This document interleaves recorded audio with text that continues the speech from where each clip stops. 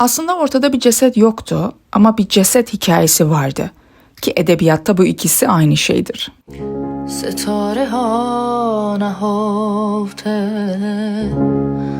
در آسمان ابری دلم گرفته ای دوست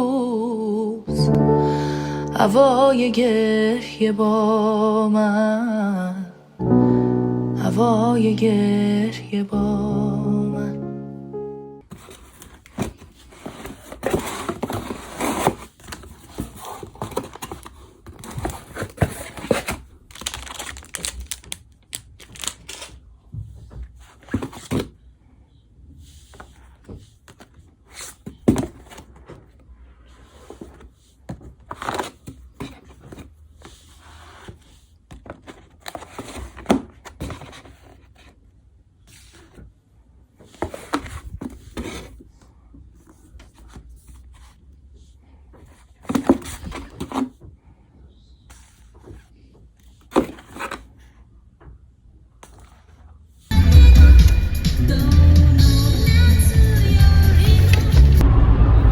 Aleykümselam. Sağ olasın. Bana öyle geliyor ki olağanüstü bir masal tekrar tekrar anlatılmaktadır ve onu anlamaya ya zamanım yoktur ya da yeteneğim. Yine de biri hem de ne sabırla masalı bana anlatıp durur.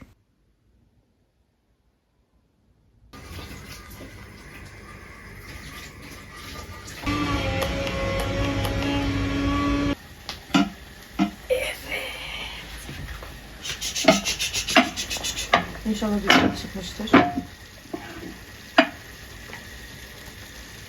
Oo.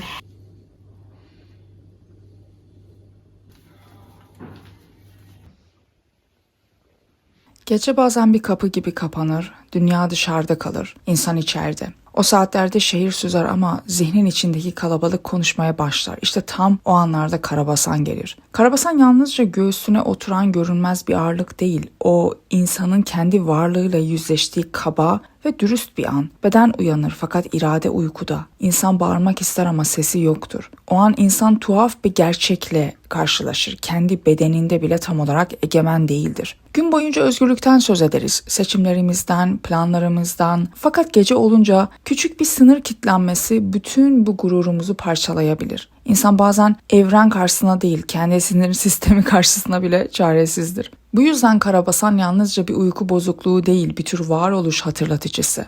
İşte insan kendisine ait sandığı şeylerin aslında kırılgan olduğunu fark eder. Yabancılaşma ise Karabasan'ın gündüz versiyonu. İnsan kalabalık bir sokakta yürürken bir anda durur. Her şey hareket halindedir ama kendisi durmuş gibi. İnsanlar konuşur, arabalar geçer, hayat akmaya devam eder. Fakat insanın içinde bir şey geri çekilmiş. Sanki kendi hayatının içinde hafifçe dışarı çıkmış. Bir an için kendi hareketlerini izlemeye başlıyorsun. Yürüyen kişinin kendisi olduğunu bilir ama aynı zamanda ona yabancısın. Elini kaldırır, bir kapıyı açar, bir cümle kurar. Ama bunları yapan kişinin gerçekten kendisi olup olmadığını sorgularsın o anda. Bir an şunu fark edersin. Hayat dediğimiz şey çoğu zaman alışkanlıkların toplamı. Sabah uyanmak, bir yere gitmek, bir şey yapmak, sonra tekrar uyanmak. Bazen kendi günlerini izleyen bir tanık gibi hissedersin, değil mi?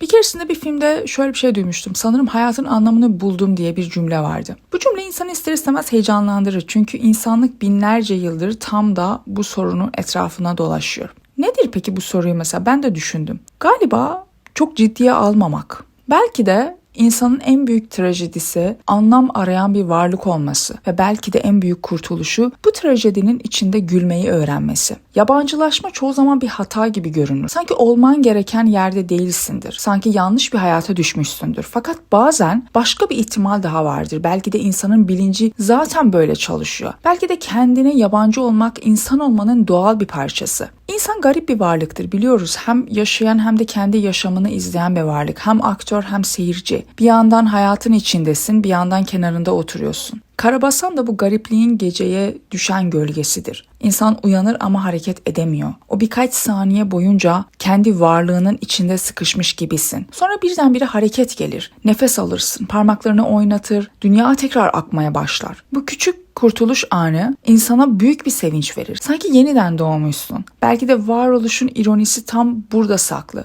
Büyük anlamların peşinden koşuyorsun ama bazen en büyük mutluluk yalnızca nefes alabilmek. Belki de hayatın bütün felsefesi sandığımız kadar karmaşık değil. Belki de mesele insan dünyaya gelir, biraz şaşırır, biraz yabancı hisseder, bazen geceleri karabasan görür, bazen gündüzleri kendi hayatına uzaktan bakardır yani. Ama yine de yürümeye devam eder. Çünkü evren sessiz kalsa bile insan yaşamayı sürdürür. Bir resim yapar, bir cümle kurar, birine gülümser, bazen hiçbir anlamı olmadığını düşündüğü şeylere bile anlam vermeye çalışır.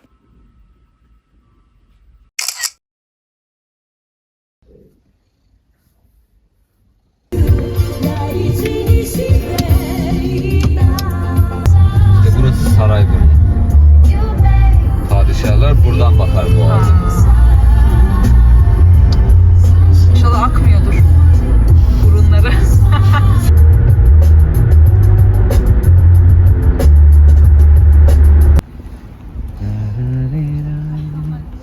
Olmaz o da Gel bir iki tane beraber fotoğraf çekek. Ben, sen, tek. Sacit gelsene.